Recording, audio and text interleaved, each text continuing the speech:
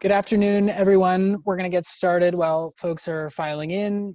Thank you for joining us for MAPC's webinar on managing peak demand and capacity costs. I'm Brooks Winner. I'm a clean energy specialist at the Metropolitan Area Planning Council, and I'll be your host for today.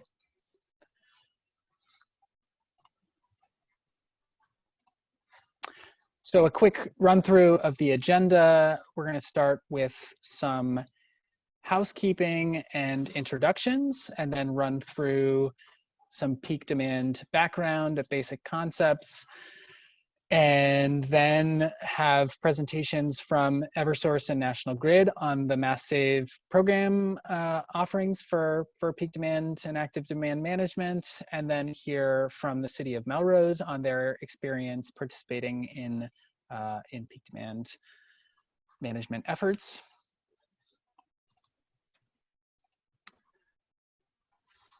So to introduce our panelists for today, we have Paul Wasink, who is the Demand Response Program Manager at National Grid, Joanna Abreu, Program Manager, Demand Response at Eversource, and Martha Grover, the Sustainability Manager for the City of Melrose, and I'll be your moderator.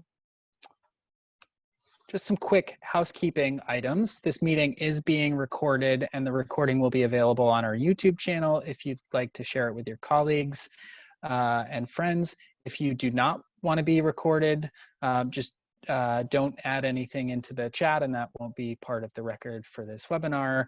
Participants are in listen-only mode, but you can use the chat function to communicate with the host and presenters, and the Q&A button that you'll see at the bottom of your screen to submit any questions that you have, and we'll answer those questions. We've left about 15 minutes for Q&A and discussion at the end of the webinar today. Before we get started, let's try out that chat box, and if you could let us know who you are, your name, and where you're listening in from today.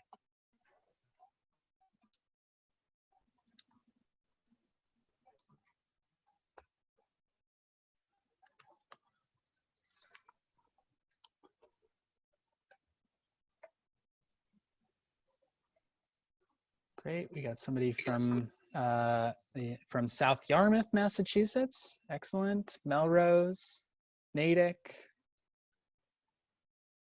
Andover, Salem Public Schools, Medway, Boston Public Schools, Dalton, Reading,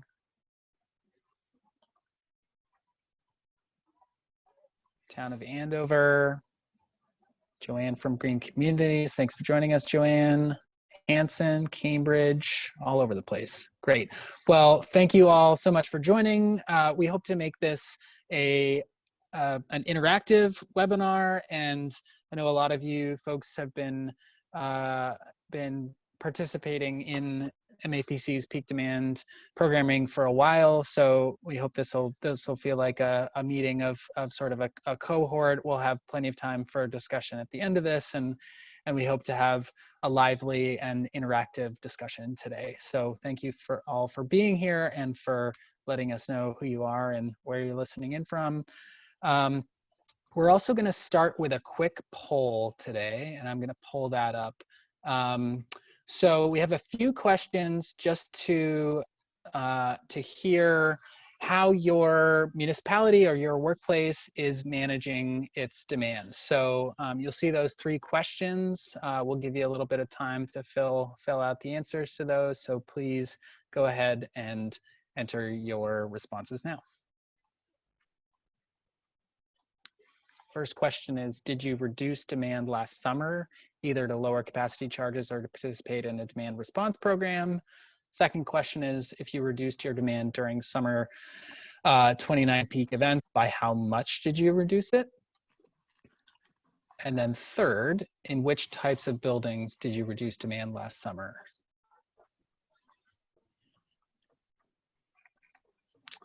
So it looks like everyone so far has reduced their demand. I'll broadcast the results of this when we're done. Give you a few more, about 30 more seconds to enter your responses.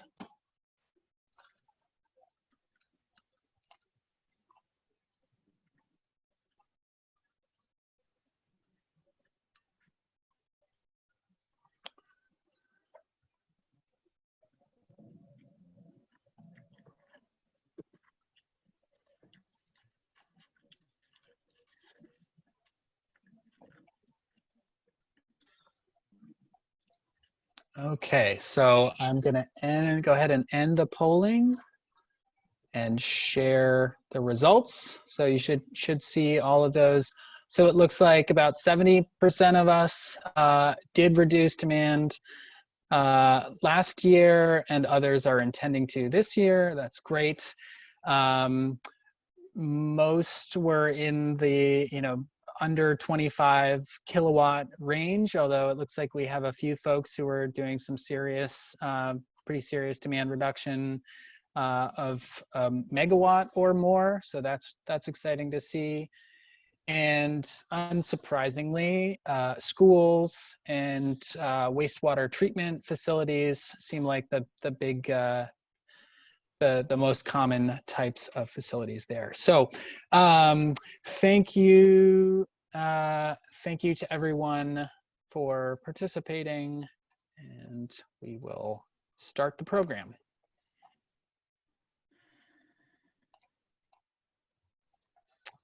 Great. So MAPC has been running peak demand programming for about the last 5 years. And when we started this work, we were really focused on this red bar here of avoiding capacity costs. And this is the value stack that we talk a lot about when we think about peak demand and demand reduction, demand response, which are the different ways that your municipality or your facility can save by reducing demand and participating in active demand management. So the red bar there of avoided capacity costs, it's a great way to introduce municipalities to the idea of managing peak demand and saving money in emissions through that work.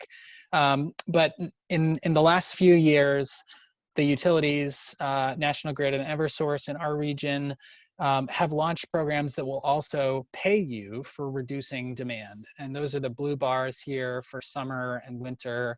And as a side benefit, you will also likely get savings in that red bar, avoided capacity charges, if you're participating in those utility programs. So they're complementary to each other.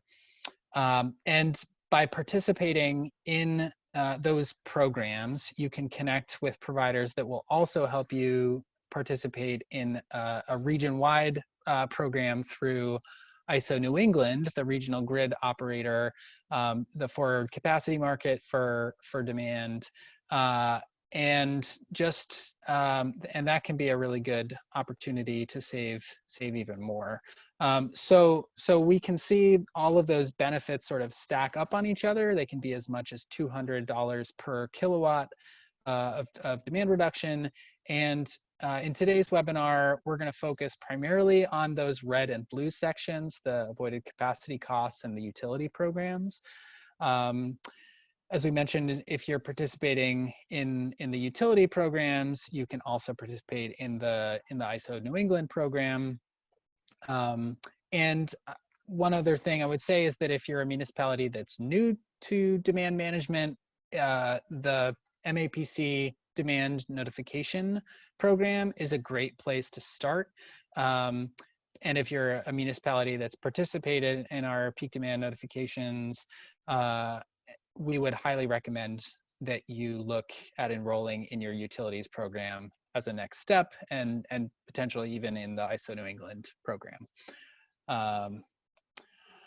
So a little bit of background on capacity charges and peak demand. First, we need to, as a region, we need to make sure that we have enough generation capacity to meet the demand at any given moment, to maintain reliability of the grid. And so our grid operator, ISO New England, has developed a system that helps ensure that sufficient generation is online by paying generators to promise and then deliver a certain amount of generation capacity. Reducing demand is important for a few reasons. First, as we see on the left here, about a quarter of our total generation capacity, our total electricity use, comes in just 6% of the total hours each year. That means that we're paying to have generation in place, to have power plants available that are used for just really a small fraction of the time.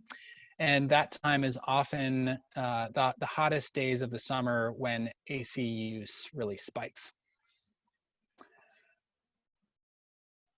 As shown on the right here, we see that the amount of generation coming offline in coming years is pretty significant, and that means that there are a lot of large generators that are coming offline in the next few years, and so reducing demand can help ensure that we maintain grid stability and grid reliability with those plants coming offline. And finally, it's just important to note that the environmental impact of reducing demand can be significant, because during times of high or peak demand, our dirtier fuel sources like oil or older, more inefficient natural gas systems come online. And so reducing demand during grid-wide peaks can also displace comparatively more emissions than at other times during the year by reducing the need to use some of those higher emitting facilities.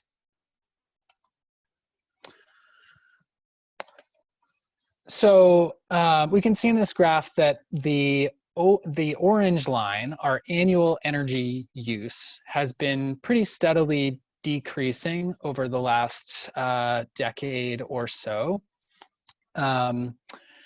But the bars, our annual peak demand, have stayed relatively stable. And this means that we still need the same amount of capacity, generation capacity on the system, and we're still paying to keep that same amount of generation capacity online in case we need it for peak events. So if ISO New England is paying for that generation capacity, where does that money come from to pay for capacity? Well, there are generally two parts of each electricity bill. There's the delivery component and the supply component. The delivery portion of your bill covers the cost of the poles and wires that get the electricity to you. And then you have the supply portion, which covers the actual electricity delivered to you. So the money for the payment for generation capacity is collected as part of the supply portion of your bill, and ISO New England passes that on to the generators. So the next question is, how does ISO New England determine how much to charge each customer? How do they determine how much to charge you for that capacity? So this is the formula that ISO New England uses. They basically, so ISO New England sets the price of capacity in annual auctions that cover basically 3 years out, and that's the price component of the formula. And then the quantity of demand is what you control, and that is the kilowatts that your facility uses during the one single hour of the year that the grid experiences its maximum or peak demand. So that's why we call it peak demand. And the quantity is often referred to as an ICAP tag. So this is just an example. Here's what the financial impact of the capacity charge might be on your bills. So the price for capacity this year is $5.30.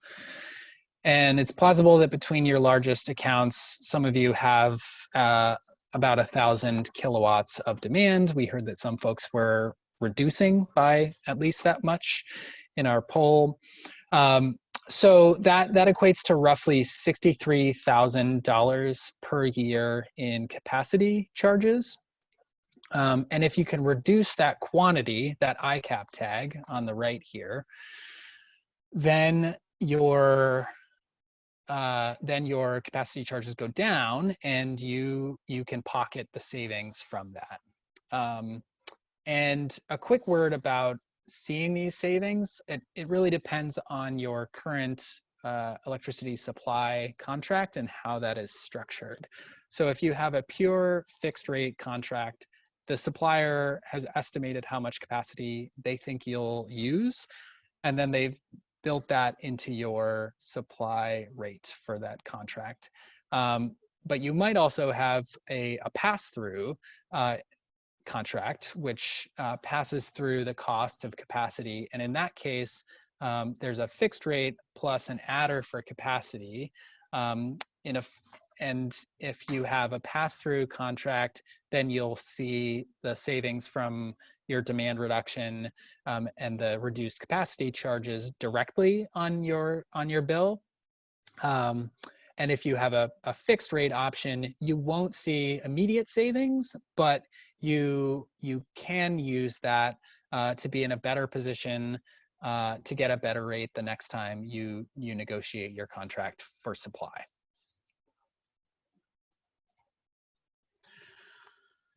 So the goal is to reduce your demand during the system-wide peak on the grid, which looks something like what is shown here. So how do you achieve this reduction? First, you can try to anticipate when the peak will occur and proactively reduce your demand with behavior modification and by turning turning electricity using systems down or turning them off during that hour. And this is really the goal of MAPC's peak demand notification program, to help you figure out when that hour is going to be. But there are also other ways to reduce, such as installing energy efficient equipment, which uses less electricity all the time. You can also install battery storage systems, which you can program to turn on during those peak events and reduce your demand on the grid.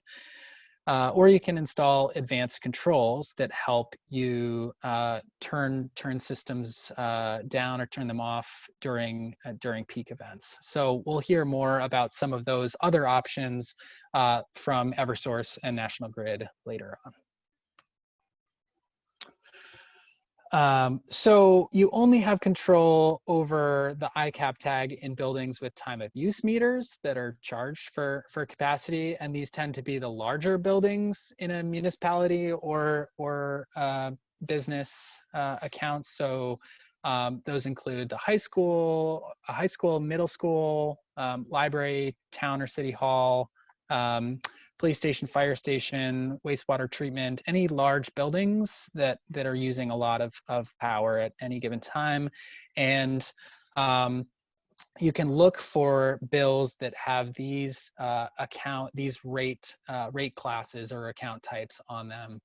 So in National Grid, it's G3, and Eversource, there are a few different account types or rate classes where you could participate in demand reduction. So ISO New England's calendar runs roughly on the fiscal year, but not quite, from June 1st to May 31st. And the way that the ICAP tag works is that your usage for this summer during that peak, that actual peak, determines your quantity of capacity, that ICAP tag, starting the next ISO calendar year, next June 1st. So your usage during the peak in summer of 2019, which was July 30th, I think, of last year, around the 5 to 6 o'clock hour, that will determine your ICAP tag for this summer, starting on June 1st. So there's a link here to more information about that calendar and the pricing of capacity for the next few years on ISO New England's website. And we've been seeing some interesting trends in peak demand in recent years. One of those is that the actual peak demand has been decreasing slightly over time. And that is likely because there's more distributed energy resources like solar going online, as well as more energy efficiency and more demand response happening with more commercial customers getting involved, including municipalities.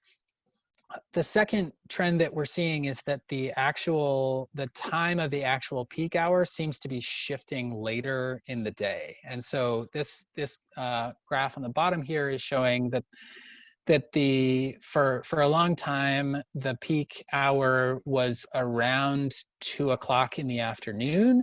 And, for the last decade or so, it's been kind of fluctuating. And last year we saw our first peak hour that was the 5 to 6 o'clock hour. So this, a note about this is that it can make it a little bit more difficult to predict when that peak hour is going to be, and particularly if you're trying to reduce demand in schools.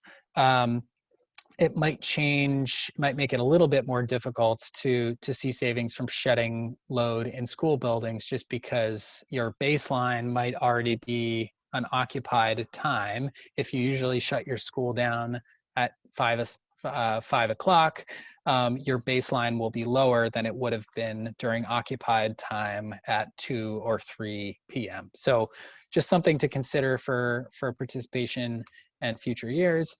And finally, the price of capacity has been steadily decreasing since its recent peak in 2017. And that means that capacity charges are also decreasing. So that's a good thing for customers. It means those charges on their bills are lower, but also that savings from reducing your ICAP tag are likely decreasing as well. And this may be a good reason to explore some other parts of that value stack that we talked about and that we'll discuss later, participating in a utility program or the ISO New England program. So we just talked about this piece here, the avoided capacity costs, and that's really what MAPC's peak demand notification program focuses on. We launched it in 2015, and we have over 80 municipalities participating, as well as close to 20 colleges and universities around the Commonwealth. Common participating facilities, as we mentioned, are high schools, middle schools, town halls, wastewater treatment centers, and we've seen many more universities and higher ed participants in the last couple of years. And as we mentioned, the goal of the program is to avoid capacity costs, and we really think that it's a great entry point for starting out in the world of demand management if you're a municipality or a small commercial customer. So this is sort of what it looks like. You'll get if you sign up for our peak demand notifications, you get an email that looks like this every morning by 10:15 a.m. It looks out a full week, so you can prepare well in advance to reduce your demand. And if a peak event if the system peak is likely, then we'll tell you what hour to expect, and you can see it likely shows up in red, and possible is in yellow here. And generally that hour is going to be in the late afternoon. So here we see a likely peak of 3 to 4 p.m. And so our notifications are totally free. You can sign up on on MAPC's website on our peak demand page. And we just ask that you respond to our surveys that we send out after each event to let us know if you've reduced your demand and by how much. This helps us with reporting and helps us improve our program every year. So I mentioned we have over 80 communities receiving these notifications, 17 colleges and universities, and at least 10 of those actively reduced demand in 2019, but it's probably any more than that actually did. And and those participating municipalities see some pretty significant savings on their bills. And we did a study in 2018 looking at the most common participants in demand management and peak demand programs, seeing that schools, not surprisingly, are about 60%, and then city town buildings, and then 8% in water and wastewater. The average reduction was about 300 kilowatts, and then looking at further at a breakdown, we see that high schools are the biggest portion of those school buildings, followed by middle schools and elementary, elementary schools, and middle schools and town and city halls. So this is the breakdown. These are all good buildings to think about if you're considering starting demand reduction in your municipality's facilities. And just an example here from Lynn of what load shedding looks like for them. So they chose a champion, someone who kind of owned the program and was in charge of communicating with folks about how to respond during peak events. We found that it's really critical to plan ahead of the summer and to prepare. So identifying that champion is really important, and that champion can help get other stakeholders on board and get buy-in for reducing demand. So that'll often include the higher ups and people who have decision-making control over buildings. And then once you have that buy-in, developing an action plan. So which systems are you going to be shutting down or turning back during peak events? Typical actions we see are HVAC related. So setting the air conditioning set point up a few degrees, maybe from 72 to 75, so you can still maintain a comfortable temperature, but you're saving some energy that way. You can also manually turn off lights, or if you have advanced controls for the lights, you can use those, and also turning off non-essential equipment. So that could mean running fewer pumps at a wastewater treatment plant, or any unused areas of a building, making sure that things are turned off in a given wing for a school. So some of these controls and changes can be made manually, and others can be automated or centrally controlled depending on your building control systems. And I think it's really important to make sure that everyone understands who is going to make the decision about whether and when to reduce demand, to ask people for feedback, and to thank the folks who are helping you and participating, and to ask them to let you know what worked and what didn't. And we've seen from our experience that across many municipalities, it's not uncommon to see them reduce their ICAP tags by about 50% by smart demand reduction strategies. So,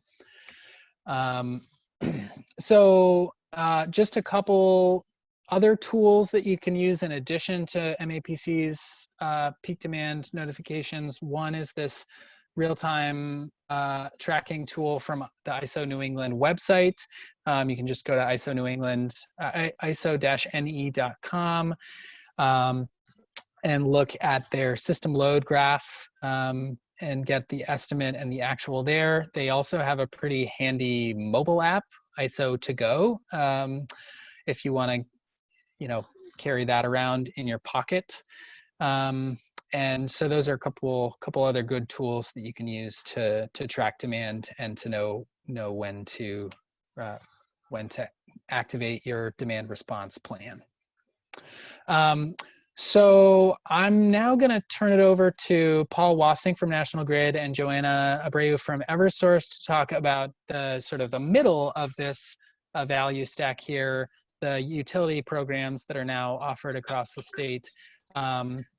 And so, yeah, Paul, I think I will turn it over to you, and you can just let me know when you want me to advance the slides.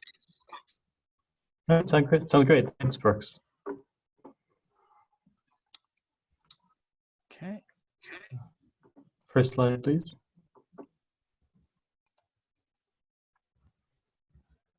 Perfect. So once again, my name is Paul Wassink. I am the Program Manager of Demand Response at National Grid. I'm going to cover some intro things about demand response, and then my counterpart at Eversource is going to go into some specific examples. So just to reiterate, what is demand response and why do we do it? Electric use goes up and down all the time, every day and night, throughout seasons. Here in the Northeast, we are summer peaking systems. So we use more electricity in the summertime, a few days and a few hours in the summertime than we do at any other time. And that's a big problem because the size of the grid, if it's our utility grid, so the wires, the transformers, the substations, or even the generators, they all have to be sized to that peak load. It's been estimated that the top 10% of peak hours account for over 40% of the annual electric spend. So if we can reduce just a few hours of years of electric use, we can have a disproportionate benefit on the cost of electricity over time. And that's demand response. Demand response is asking customers to go over and above for very specific days and hours to save energy more than they normally do. Energy efficiency, alternatively, saves energy all the time, which is awesome. That's even better. If you can put in new LED lighting into your facilities and schools, save energy on peak days and not peak days, that's even better.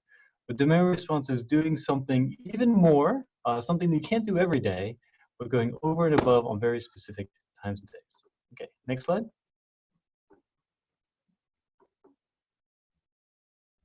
So we have in MassSave a portfolio of demand response solutions for customers on both the residential and the commercial side. We're going to be focusing on the commercial side today, but a lot of you also live in homes or actually work in homes nowadays. So please be aware that we also have residential programs where we control thermostats, batteries, electric vehicles, and electric vehicle chargers. On the commercial side, we have 3 different programs to choose from. Next slide, please.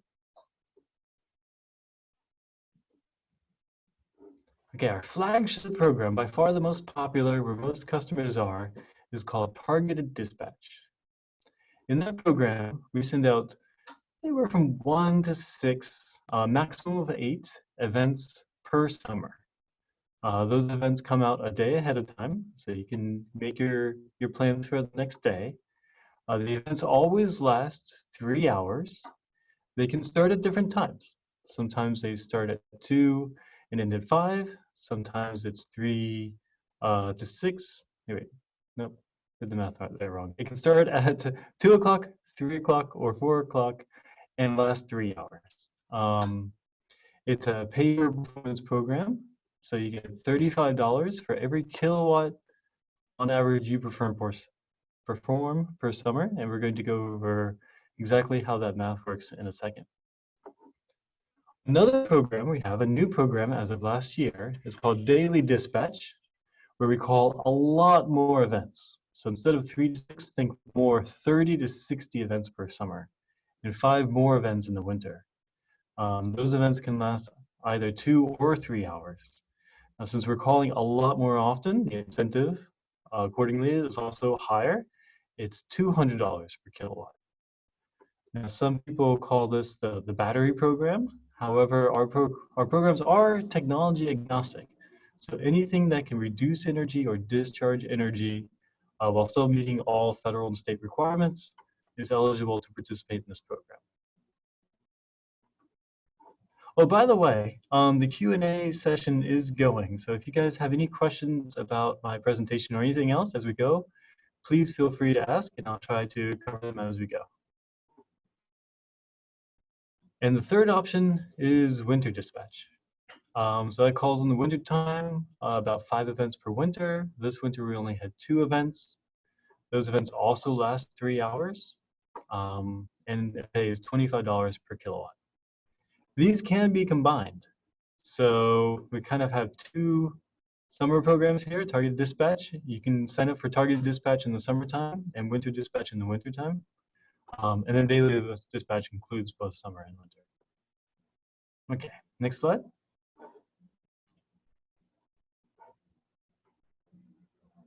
Brooks? Oh, thanks. Okay, so let's just go into a little bit more detail, make this a little bit more tangible. What does an event look like? So a key aspect is you get a day ahead notification. So Brooks covered some great tools on how you can monitor the ISO and get MAPC emails and such. And there are definitely very savvy customers out there who need those resources. But we also want to make it easy for customers who don't want to go to that level. We simply send out day ahead notifications. So you don't have to be monitoring the ISO's website to forecast when you think the peak is going to be. We will let you know. We are aiming for those peak days. Forecasting being what it is, we don't call just one event per summer. We can, we're not that accurate. We do call several events per summer, like we said. In targeted dispatch, it's more like 2 to 6 events per summer.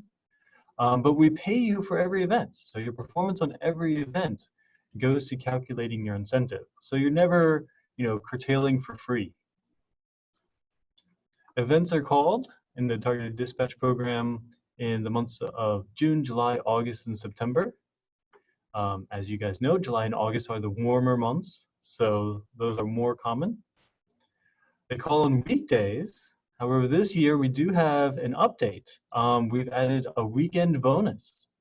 So not all facilities can, but if you can curtail during the weekend, and we do call an event, which is not common on a weekend, you can earn additional money. It doesn't take away any money, and if you can't curtail on a weekend, you're not going to lose anything, but you do have the option of earning even more this summer. Like we said, for targeted dispatch, events are 3 hours, anywhere from 2 to 5 or 2 to 6.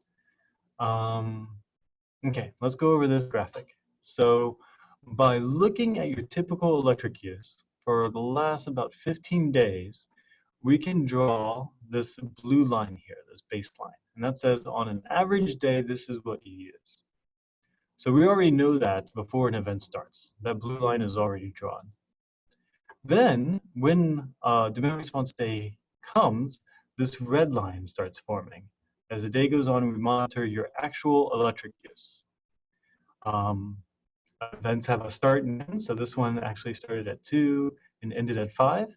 And you can see the customer decreased their energy use from their baseline during the actual event day. Customers get paid for every kilowatt they can curtail. So if this customer had curtailed a little more, they would have gotten paid a little more. If something had happened, I don't know, they missed the notification or something very special was going on at their facility that day and they couldn't curtail at all, that would have brought down their average. There are no penalties. There's no way you could ever end up paying National Grid or Eversource a check for participating in this program. But the more you curtail, the more you can earn. Oh, I do have a question. Can a DR event send out in such a way that a software program can listen for the event and act on it and automate to the response? Thanks for the question, Neil. Absolutely. Later on, we're going to be talking about our curtailment service providers.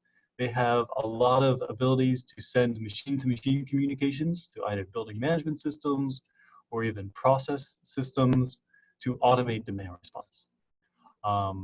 Those automated signals don't come directly from National Grid or Eversource at this moment, but our vendors can enable that for you. Okay, next slide, please.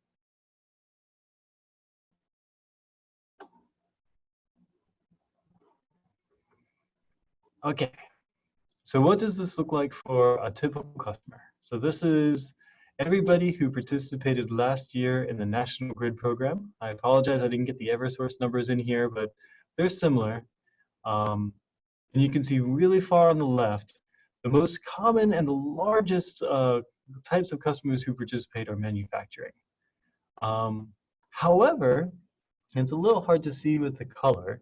You can see there are three categories here: government, water treatment, and schools, that are the fourth, fifth, and sixth largest categories. If we put them all together into like municipalities, they would be the largest category probably. They really run the range. You can see there's a government facility there who's curtailing about 2 megawatts or 2,000 kilowatts a summer. This is awesome. We have a lot of water treatment plants in the program. They curtail sometimes small, sometimes large. Water treatment plants, you know, typically larger. And then schools, we have over 60 schools in the program. And they also, depending on the size, you know, obviously an elementary school is going to curtail less than a high school, but they've been very successful in the program. On the right axis, you can see over there is the annual payment. So you can see, let's look at that one government facility that was curtailing almost 2,000 kilowatts. They're making almost $70,000 every single year for their participation. Yep, thanks for hovering over that, Brooks.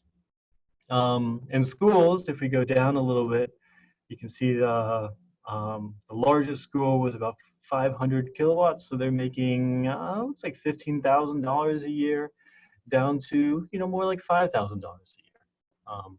But when in a portfolio basis, when municipalities add these assets together, it can make quite a difference.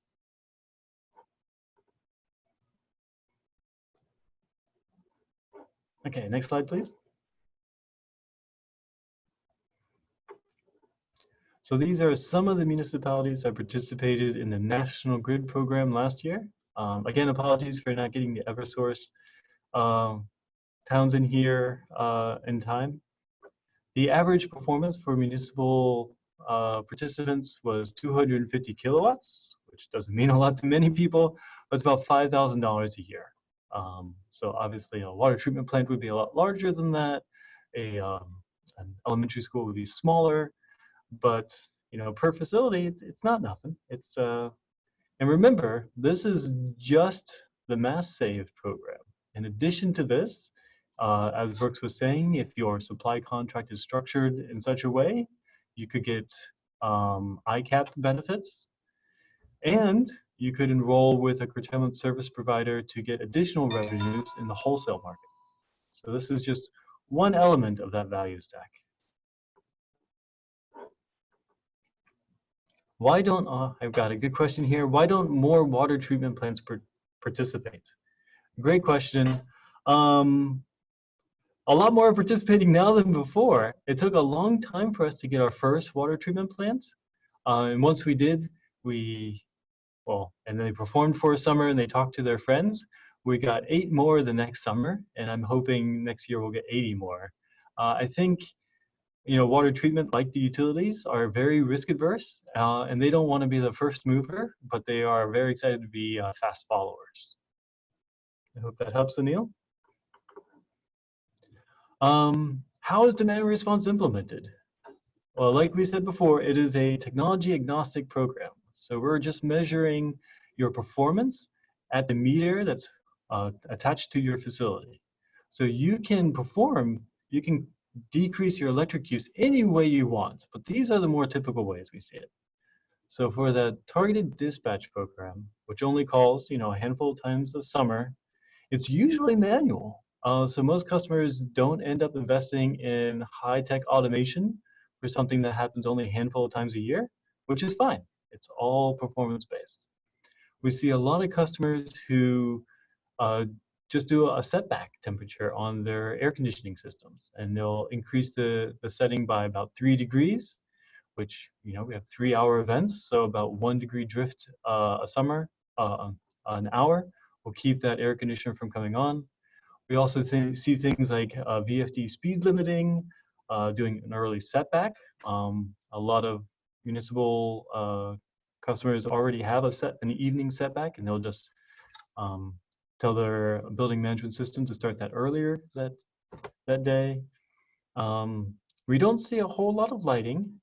Generators are allowed to participate, generators in CHP. There are additional requirements for that. So for a generator to participate, there are some federal and state laws and emissions requirements that you have to go through, and your curtailment service provider, which we'll cover in a second, can help you with that. For daily dispatch, we see things that can perform with no pain more often. So things like batteries. We actually haven't seen a flywheel yet, but hope to get a flywheel, thermal storage, industrial freezers. And in winter dispatch, we actually saw a lot of generators this year. We also saw some HVAC equipment, snowmaking. Just a point, having a central building management system helps. So if you can dial into all your schools and all your facilities from one interface and execute one DR thing, that's obviously a lot easier than calling 15 different facility managers and having them do something. So it helps. It is not a requirement. Again, it's just pay for performance. Any way you can do it, we are happy to pay you for it.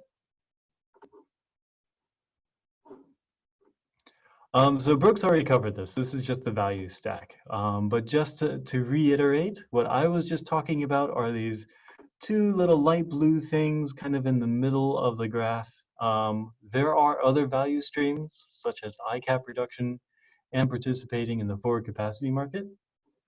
Let's go ahead and go to the next slide, since Brooks already covered that. Okay, and a quick note about daily dispatch. Since that was new last summer, we get a lot of questions on that.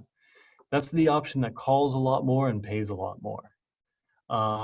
Other than that, it's very similar to our regular program.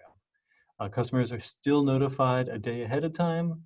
We still don't call on holidays, and it's still a pay-for-performance program. If you end up installing a battery or something like that, if it performs, we pay, and if it doesn't, we don't.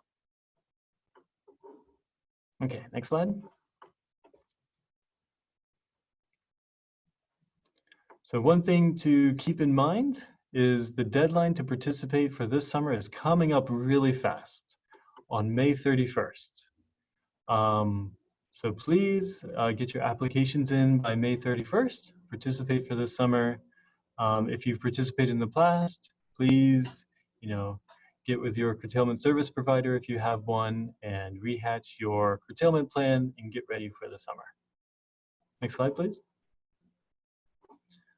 So I've said the word curtailment service provider quite a few times. Who are these people? What do they do? This is them. There are 4 pre-approved curtailment service providers in the program. Depending on your electric utility, some are supported and some aren't. All of them are great. You can't go wrong with any of them. Some customers prefer to call one, get a price. Others want to do a mini RFP. One note on that first vendor on there, C-Power, they do hold a DCAM contract, which many municipal customers have been able to utilize to contract with them on pre-negotiated terms without going through a procurement event. Only one vendor holds that contract, so it is just C-Power right now. However, there are definitely municipal customers who have participated with the others. NLX, they used to be called Internoc, IPKeys, and Voltus. So these are the guys who will actually look at your utility data, see if you have which facilities are the best for curtailment, come up with a curtailment plan, send you notifications the day ahead of time, automate stuff. Anil, to your question earlier, these are the vendors who would automate systems if that's what you want to do, and go over your performance afterwards to see, did you perform the way you thought you would? Is there any process improvements you can do to make it better next time?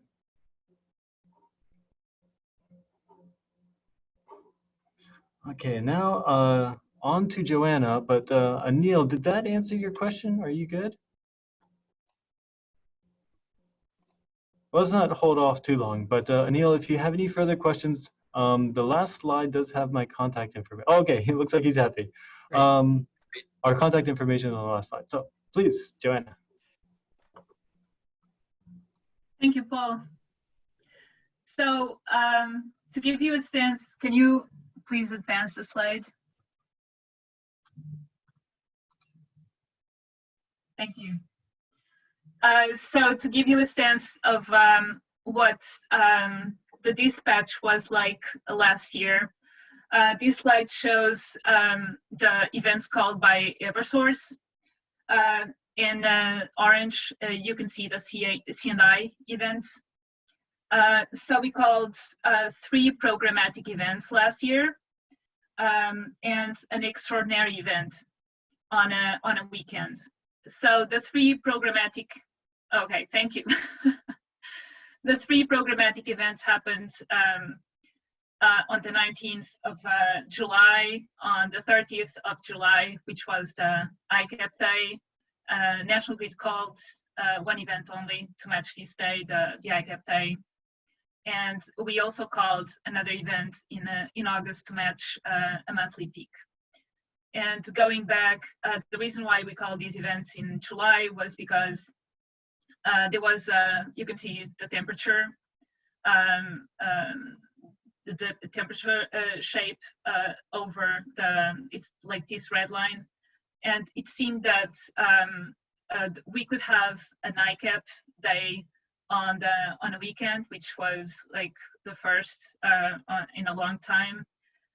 And so we called that an event on Friday and then again on Saturday to give the customers an opportunity to respond if that had been the ICAP day, and also for system reliability purposes. The event on Saturday was purely voluntary.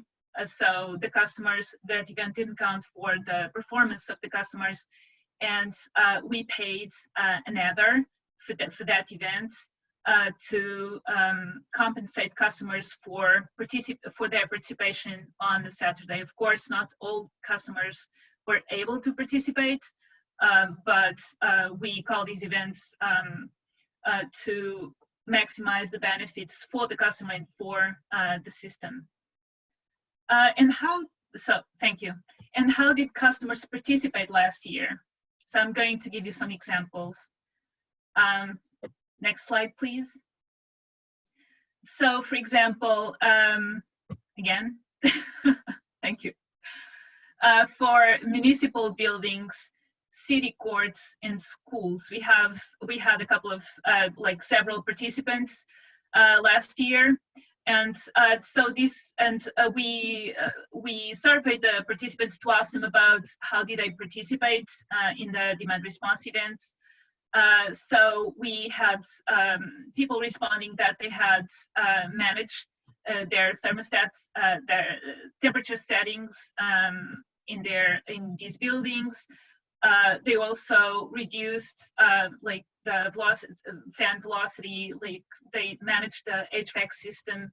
Of course, the building automation system was also a very frequent response. And you can see on this slide that we are comparing two lines, two load shapes, one for a Tuesday after the ICAP day, and one for the ICAP day on a Monday. And you can see that the differential between so we called an event between 3 and 6 on the 30th of July last year.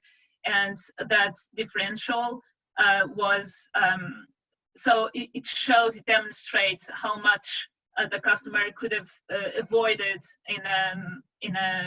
so the capacity differential for that customer specifically. You can move to the other slide. So for office buildings, this is also another example. We also asked how so our customers participated.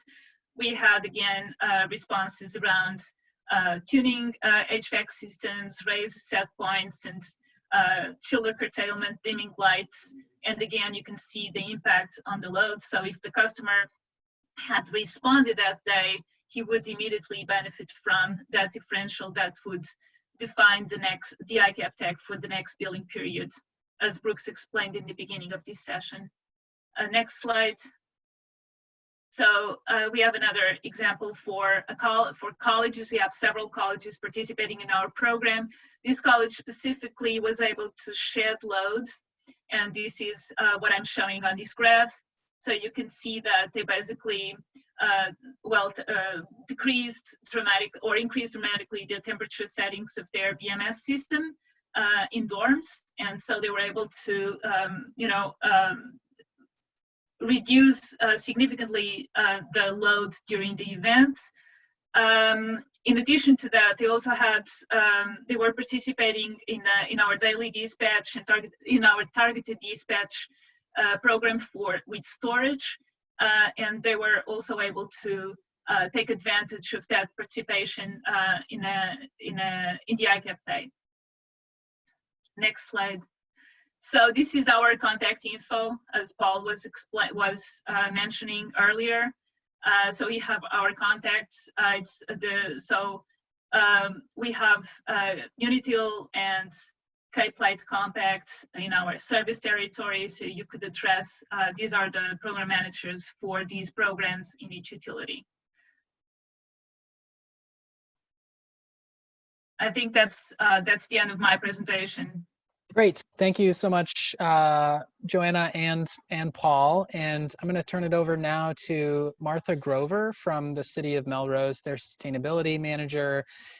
She's just going to talk about another kind of case study from her experience and their experience in Melrose.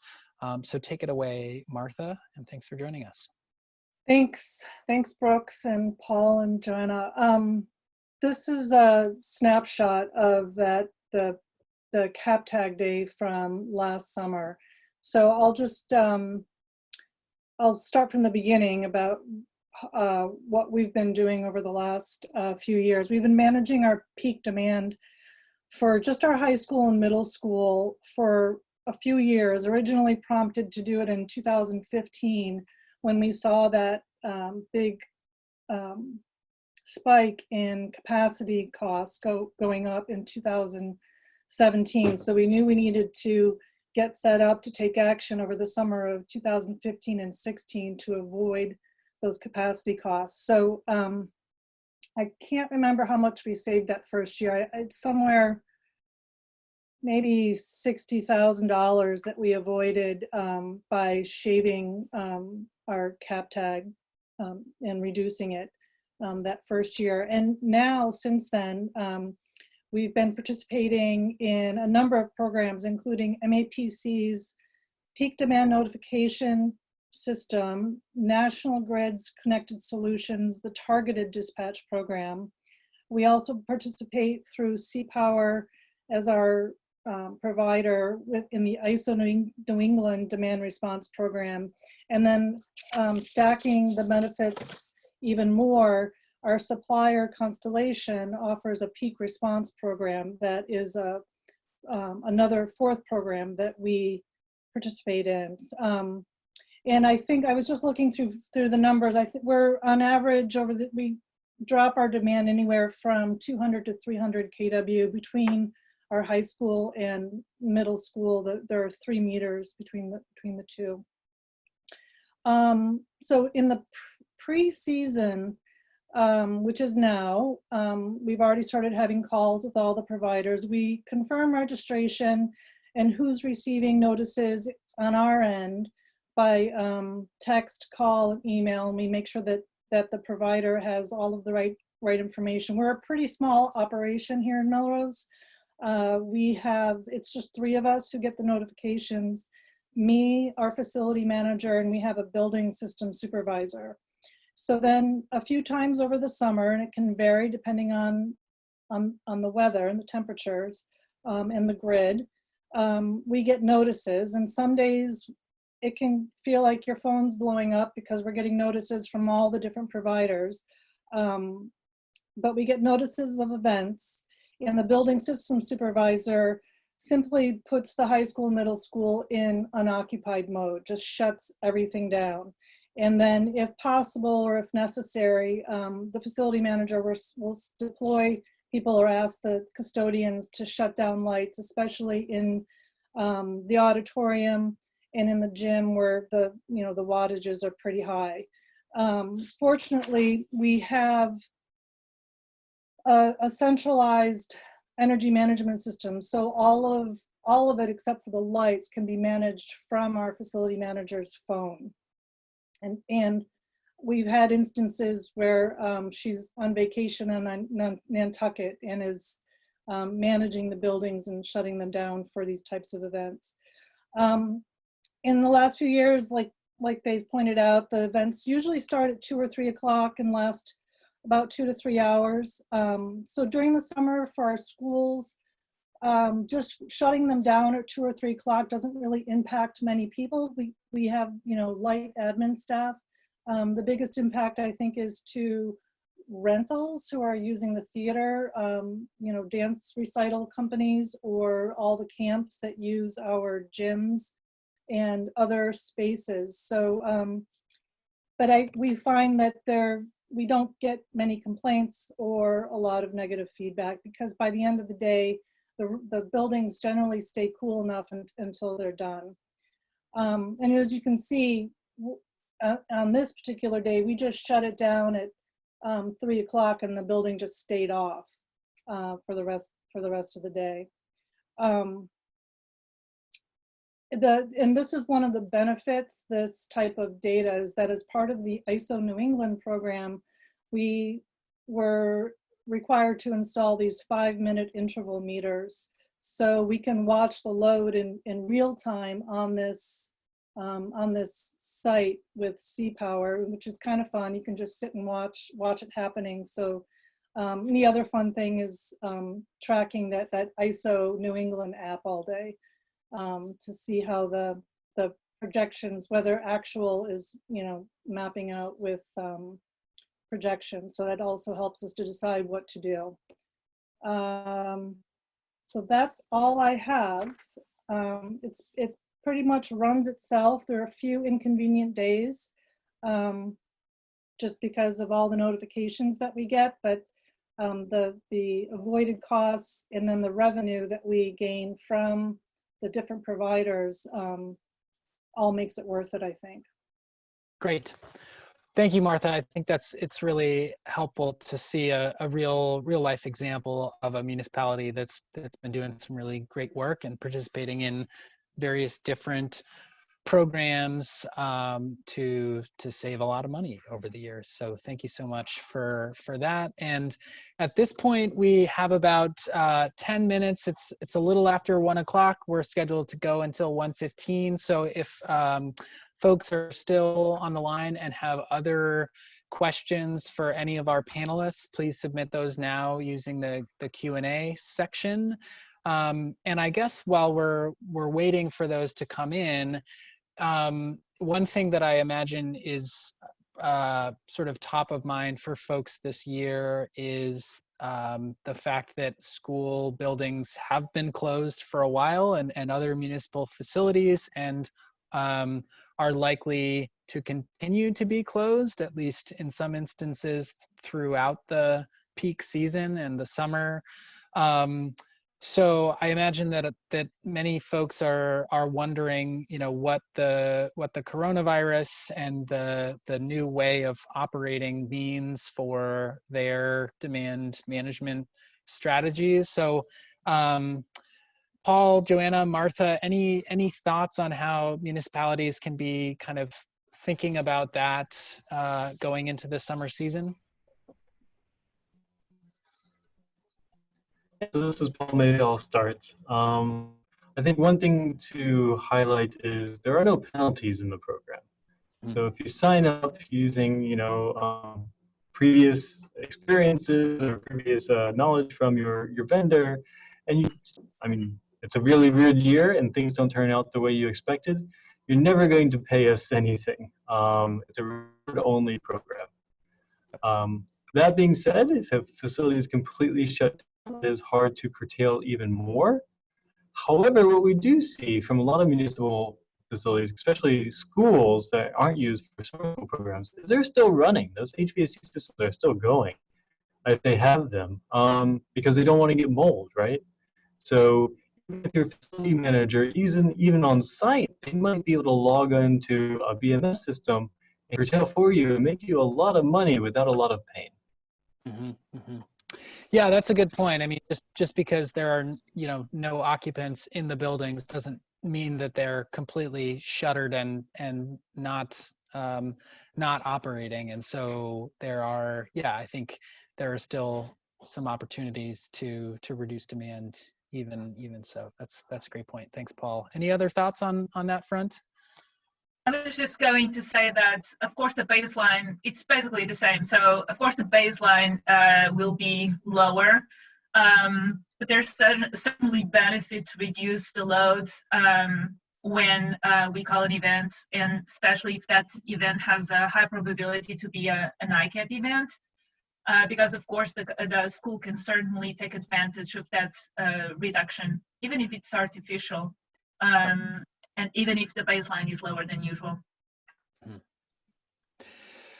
Great, thanks, Joanna. And that's, I think that's one of the things that we're also going to be tracking throughout the summer at MAPC is, what ISO New England, the grid operator, is saying about, how the peak might be different this year. And we're going to be in the next week or two setting up our parameters for our peak demand notification system, and we're always trying to kind of hone and fine tune that so that we're sending out accurate information, and that we're able to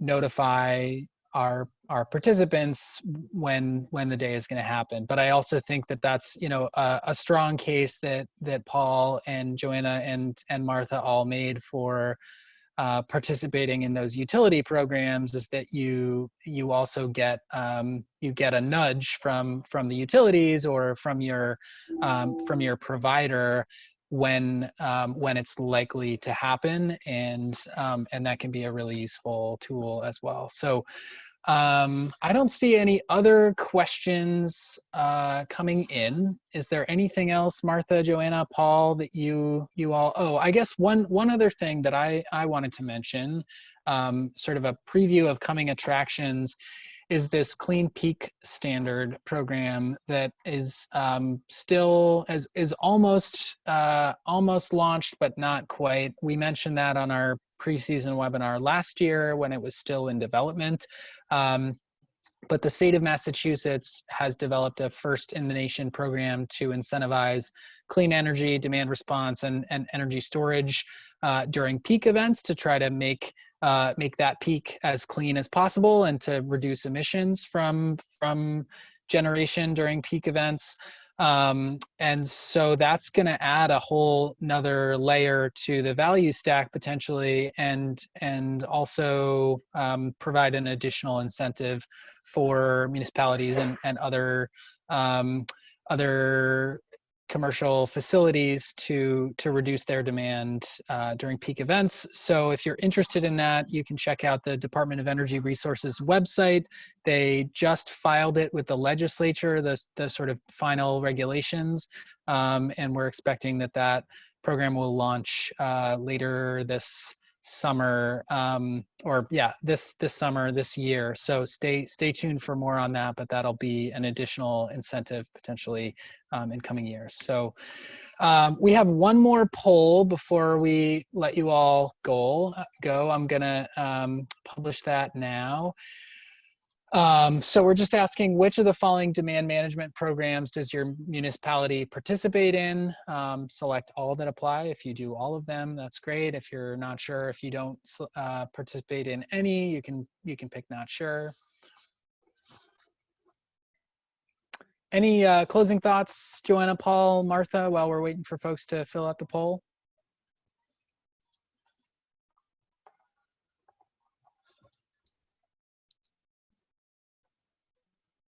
I don't have anything.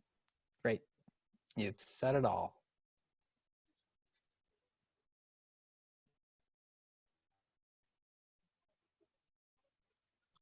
Okay, give folks a 15 more. So you can certainly, I would just say that you can certainly contact us if you have any issues or any questions or any concerns about participating in the programs. Great, and that contact info is right here. That's a great great prompt to go to the last slide of the day. Okay, excellent. So it looks like some folks are participating in the peak demand notification program. Others are not sure which. So if you are not directly involved in demand management in your municipality, might be worth just reaching out to the folks who are facility managers or folks in Martha's position as sustainability manager, sustainability coordinator, energy manager, to just ask what their plans are for peak demand season this year. So I guess with that, no more questions. So I think we can wrap up there. Martha, Joanna, Paul, thank you so much for joining us. Thanks to all of our attendees for participating in our webinar. To answer a question that we had earlier, we will be publishing the recording of this as well as the slides on our website, and the recording will be on MAPC's YouTube channel. So keep an eye out for those. And if you haven't signed up for our peak demand notifications, please visit MAPC's peak demand website and fill out the survey, and we'll get you signed up for those. And stay tuned for the notifications that'll we'll start sending out in early June as the peak demand season kicks off. So thanks everyone for joining us, and have a great summer.